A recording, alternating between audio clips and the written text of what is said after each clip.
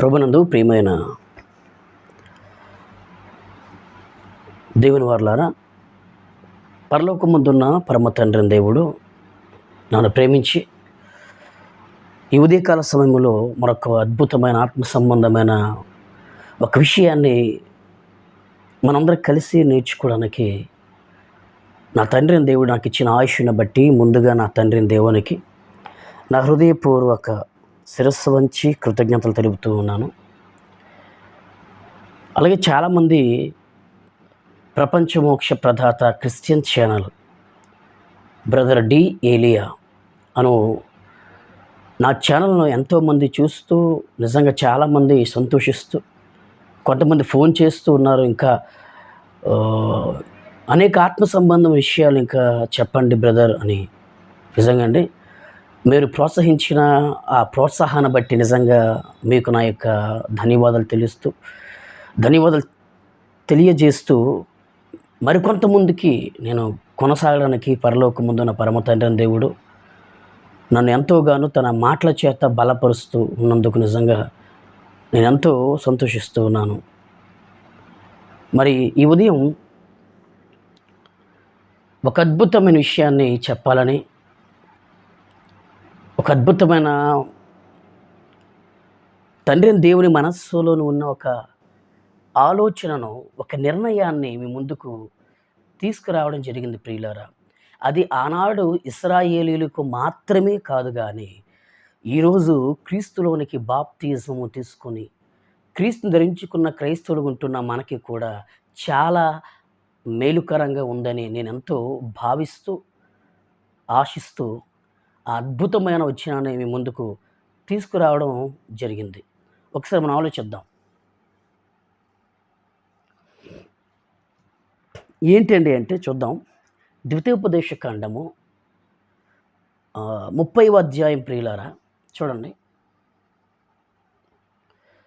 ద్వితీయోపదేశ కాండము 30వ అధ్యాయము వచనము 19 ప్లీజ్. నేను చెబుతాను, తిలకించవలసిందిగా నా మనవి. ద్వితీయోపదేశ కాండము 30వ అధ్యాయము వచనము 19. నేడు జీవమును మరణమును ఆశీర్వాదమును శాపమును నేను మీ ఎదుట ఉంచి భూమి ఆకాశములను మీ మీద సాక్షులుగా పిలుచుచున్నాను అన్నాడు. ప్రభునందు ప్రియమైన దేవుని వారలారా, మరొక్కసారి మీ అందరికీ నా యొక్క వందనాలు. ఈ వచనాన్ని కాస్త కొద్దిసేపు మనం అందరం కూడా జాగ్రత్తగా పరిశీలన చేద్దాం. దేవుని మహాజ్ఞానపు సంగతులను, దేవుని యొక్క మనస్సులోని ఉన్న వాస్తవమైన విషయాలని మనము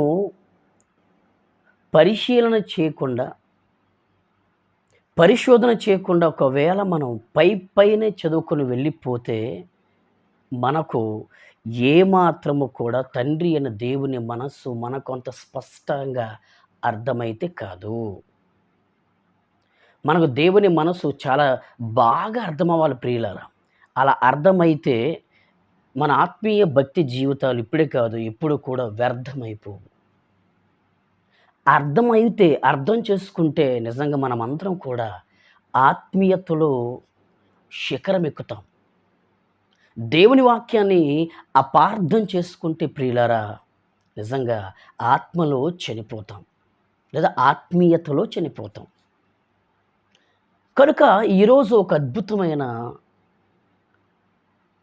ఈ ఉదయకాల సమయములో, ఈ యొక్క మే 14వ తారీఖు మంగళవారం ఈ ఉదయకాల సమయములో నిజంగా అండి, మనం జాగ్రత్తగా ఆలోచిస్తే ఈరోజు మనం అందరం కూడా కలిసి నేర్చుకోవడానికి సిద్ధపడుతున్న ఒక వండర్ఫుల్ టాపిక్ ఏంటండి అంటే, తండ్రి అయిన దేవుని యొక్క ఆప్షన్ ఇచ్చాడు దేవుడు మనకి. అంటే దేవుడు మన విషయంలో ఒక ఆప్షన్ ఇచ్చాడు. అంటే అర్థం ఏంటండి అంటే, దేవుడు మనకి ఒక అద్భుతమైన అవకాశాన్ని ఇస్తున్నాడు. అదే గాడ్స్ ఆప్షన్. దేవుని యొక్క అవకాశము. యువర్ చాయిస్ అంటున్నాడు దేవుడు. నీకేం కావాలో మీరే డిసైడ్ చేసుకోండి నాన్న అంటున్నాడు దేవుడు. మీకేం కావాలో మీరే నిర్ణయం తీసుకోండి. బలమైన నిర్ణయం తీసుకోకపోతే నష్టపోయేది మీరేరా నా పిల్లలారా అంటున్నాడు దేవుడు. ఇంతకీ ఏంటి అసలు? మనం ఆలోచించవలసింది, జాగ్రత్తగా ఆలోచించాలి ప్రియులారా. ఏంటి అసలు?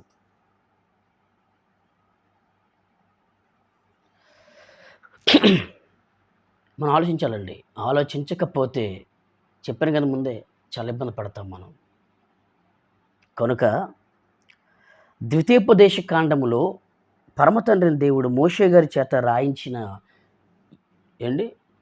మన ముందు పెట్టిన ఆప్షన్స్, చాయిస్, ఒక మంచి అవకాశాలు. ఈ అవకాశాలు మనమందరము కూడా సద్వినియోగం చేసుకోవలసిన అవసరత మన మీద ఎంతైనా ఉంది అని తండ్రి అయిన దేవునికి కుమారుడిగా నేను ఆశిస్తూ ఉన్నాను. జాగ్రత్తగా విన్న ప్రియులారా, ద్వితీయోపదేశకాండం 30వ అధ్యాయము వచనం 19 మనం ఆలోచిస్తే చూడండి. నేడు జీవమును మరణమును ఆశీర్వాదమును శాపమును మీ ఎదుట ఉంచి భూమి ఆకాశములను మీకు సాక్షులుగా పిలుచుచున్నాను అన్నాడు. అంటే ఈరోజు పరలోకమందున పరమ తండ్రి ఆనాడు క్రీస్తుకు పూర్వకాలములో ఇశ్రాయేలీల సంఘమునకు గాడ్స్ ఆప్షన్, గాడ్స్ చాయిస్, పరలోకమందున్న పరమ తండ్రిని దేవుడు ఇశ్రాయేలీలకు ఇస్తున్న ఒక అద్భుతమైన అవకాశాలు. ఆలోచించండి. అద్భుతమైన అవకాశం. ఏంటయ్యా అద్భుతమైన అవకాశం అంటే ప్రియులారా, ఇశ్రాయేలీల సంఘము లేదు, ఇశ్రాయేలీల ప్రజల ఎదుట 4 ఉంచాడు తండ్రి. ఏంటి అంటే జీవము, నెక్స్ట్ ఆపోజిట్ మరణము. జీవము, మరణము. నెక్స్ట్ రెండవది ఏంటంటే ప్రియులారా, ఆశీర్వాదము, ఆపోజిట్ వర్డ్ శాపము. ఏం కావాలి మీకు? Your choice, your option. మీరే డిసైడ్ అయిపోండి, మీరే మీ నిర్ణయాలు తీసుకోండి అంటున్నాడు తండ్రి దేవుడు. మరి ఈ ఆప్షన్ లేదా ఈ చాయిస్, ఈ అవకాశాలు వారికేనా లేకపోతే మనకి కూడానా అని ఆలోచిస్తే మనకి ఈ రోజుల్లో మనకి కూడా ప్రియులారా. ఈరోజు క్రైస్తవులు నిజంగా గీత, రాత, తలరాత, చేతి గీతలు. ఈరోజు చాలామంది తలరాత, ఈరోజు ఏమైనా శ్రమలు వచ్చాయి అనుకోండి, నా తలరాత బాగులేదు బ్రదర్ అంటారు. అవునా? ఆలోచించండి. ఏదైనా సంతోషం వచ్చిందనుకో, నా తలరాత బాగుంది బ్రదర్. పెళ్లి సంబంధం ఆలస్యమైన తలరాత ఎలా ఉంటే అలా జరుగుతుంది బ్రదర్. ఏదైనా ఆపద వచ్చి పడినా కూడా నా తలరాత బాగులేదు కనుక ఇలా జరిగింది బ్రదర్ అంటారు. కాదు. అందుకే పరలోకమందున పరమ తండ్రిని దేవుడు ప్రియులారా, అందుకే మనం అలాగ అంటామనిసే ఒక అద్భుతమైన అవకాశాన్ని తండ్రిని దేవుడు మనకి ఇచ్చేసాడండి. Your choice brothers, your choice and childrens, my childrens. నీకు జీవం కావాలా? అది జీవములో ప్రయాణం చేయి. జీవములో ప్రయాణం చేసి భక్తి చేస్తూ ఉండు. నీ భక్తి నిన్ను మరి కాస్త కొన్ని దినాలు ఆయుష్నిచ్చే విధంగా భక్తి చేసుకో. నీ భక్తి కొన్నాళ్ళు దీర్ఘాయుషులోనికి నడిపించే విధంగా భక్తి చేసుకో. భక్తి చేయడం ఒకవేళ చేత కాకపోతే మరణములో నువ్వు ప్రయాణం చేసుకో. నాకు ఏమాత్రము కూడా అభ్యంతరం లేదు అంటున్నాడు తండ్రి. అంతే కదండి. లేదా నీకు నిజంగా ఆశీర్వాదం కావాలా, లేదా దీవెన కావాలా? దీవెనలో ప్రయాణం చేయాలా? ఆశీర్వాదపు మంచి అవకాశం నీకు కావాలా? అయితే ఆశీర్వాదం లేదంటే ఆశీర్వాదం కావాలనే భక్తి చేసుకో. లేదా ఆ విధంగా కూడా నీకు భక్తి చేయడం చేత కాకపోతే, దమ్ము లేకపోతే ఏం చేయాలో తెలుసా నువ్వు? శాపములో ప్రయాణం చేసుకో. యువర్ చాయిస్ అంటున్నాడు పరమ తండ్రి. ఆనాడు ఇశ్రాయేలీయులకు ఒక అద్భుతమైన చాయిస్ ఇచ్చాడు పరమ తండ్రి. ఈరోజు కూడా అద్భుతమైన చాయిస్ ఇచ్చాడు మనకి కూడా. తలరాత, చేతి గీత ఇవేవి ఈ రోజుల్లో మన క్రైస్తవులకు లేవు. అవన్నీ క్రీస్తుని ఎరగని అన్యజనులకు మాత్రమే ప్రియులారా మూఢనమ్మకాలు, మూఢ ఆచారాలు మాత్రమే. ఏం కావాలి మీకు? జీవములో ప్రయాణం చేయాలనుకుంటున్నారా? లేదా జీవము కలిగి కొన్నాళ్ళు ఈ భూమి మీద ఒక 50 సంవత్సరాల లోపు చచ్చిపోయి మీరు మరొక 20 సంవత్సరాల ఆయుష్ కావాలా? లేక మరొక 30 సంవత్సరాలు నిజంగా దీర్ఘాయుషు కలిగి మీరు ఈ భూమి మీద మరి కొన్నాళ్ళు తండ్రి అని దేవునితో, క్రీస్తుతో ఉండాలనుకుంటున్నారా? పరిశుద్ధాత్మ దేవుడితో అన్యోని సహవాసం చేయాలనుకుంటున్నారా? ఏదైనా యువర్ చాయిస్, మీ అవకాశమే, నాకు అభ్యంతరం లేదు. ఏం కావాలి మీకు? ఏం కావాలో డిసైడ్ చేసుకోవలసింది మీరే ప్రియులారా, మీరే. లేకపోతే ఆశీర్వాదం కావాలా? అయితే ఆశీర్వాదం కావాలనుకున్నట్లయితే మంచి భక్తి చెయ్యండి. నా మనసును గెలవండి. నా జ్ఞాపకాల్లో నిలిచిపోండి. నన్ను మీరు ఆకర్షించుకోండి. నా యొక్క చిత్త ప్రకారము, నా ఆజ్ఞల ప్రకారం ఈ భూమి మీద మీరు బ్రతకండి. ఆశీర్వాదాన్ని పొందుకోండి. ఆశీర్వాదకారకులు ఉండండి. కుటుంబానికి, సంఘానికి, సమాజానికి, స్నేహితులకి ఆశీర్వాదకారకులుగా మీరు మారండి. మిమ్మల్ని చూడగానే మీలో ఉన్న ఆశీర్వాదపు ప్రభావము వారిలోనికి కూడా వెళ్ళాలి.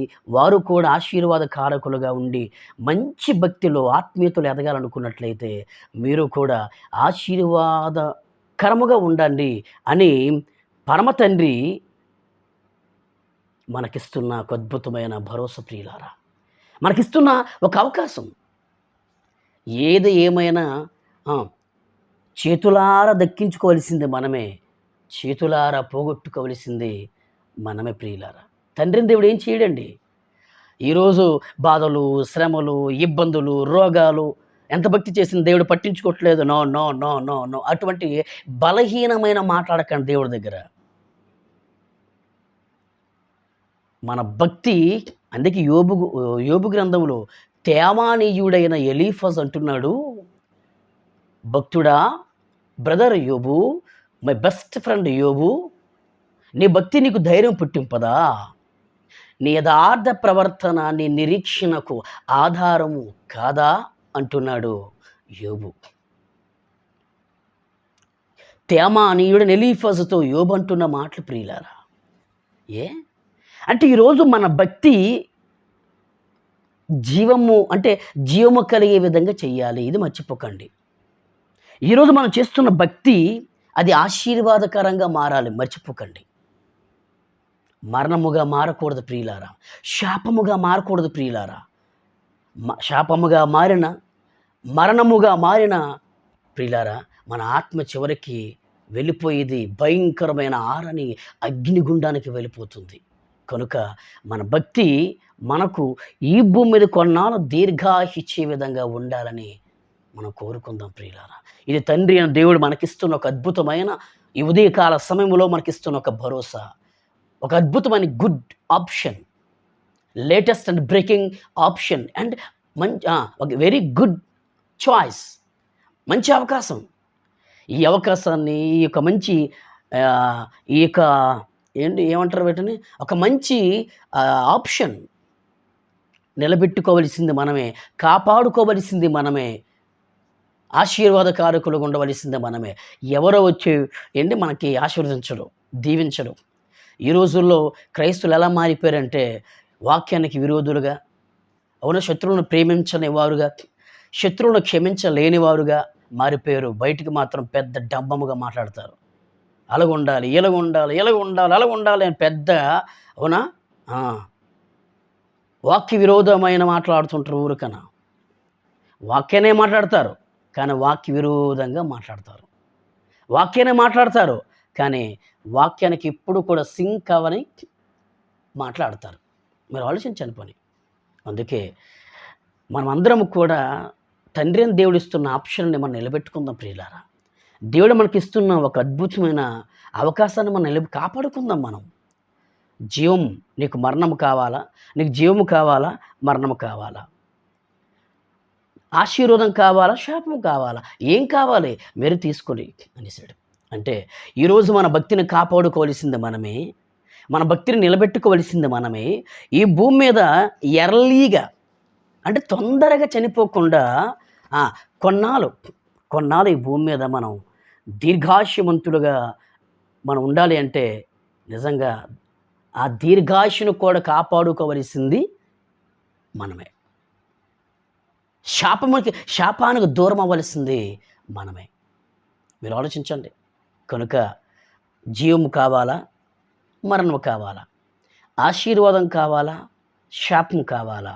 నిర్ణయించుకోవలసింది మనమే. అలా నిర్ణయించుకుంటూ ఏం కావాలో ఆలోచిస్తూ, కోరుకుంటూ ప్రియులారా మంచి భక్తి చేస్తూ మన భక్తిని బట్టి మనమే తండ్రిని దేవుడిస్తున్న ఆప్షన్లను కాపాడుకుంటూ నిజంగా ఆత్మీయ బాటలో నడవాలని ఒక చిన్న సేవకుడిగా కోరుకుంటూ ఈ నా మాటలు ముగిస్తూ ఉన్నాను. అందరికీ నా యొక్క వందనాలు.